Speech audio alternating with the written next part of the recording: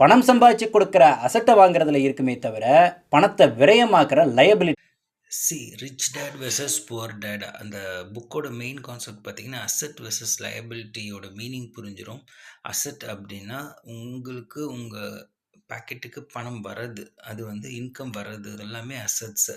Liability அப்படின்னா உங்கள் பாக்கெட்லேருந்து செலவாகக்கூடியது எல்லாமே லயபிலிட்டிஸ். ஃபார் எக்ஸாம்பிள் கார் வச்சுருந்தீங்கன்னா அதுக்கு இன்சூரன்ஸ் பே பண்ணுவீங்க, பெட்ரோல் போடுவீங்க, காருக்கு 10 லட்ச ரூபா போட்டு வாங்கியிருப்பீங்க, அதுக்கு இன்ட்ரெஸ்ட் பே பண்ணி 15 லட்ச ரூபா கட்டுறீங்க.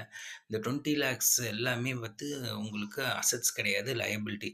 எது எது உங்கள் பாக்கெட்டில் பணம் வெளியே போதோ அதெல்லாம் liability. Personal loan, credit card, home loan, இது எல்லாமே லயபிலிட்டி.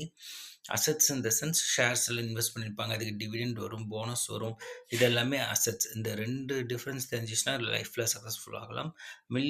மில்லியனர் புக் என்ன கான்செப்ட் அப்படின்னா சிம்பிளிசிட்டி. ஸோ அந்த புக்கோட கான்செப்ட் சிம்பிளிசிட்டியாக எப்படி வாழ்கிறது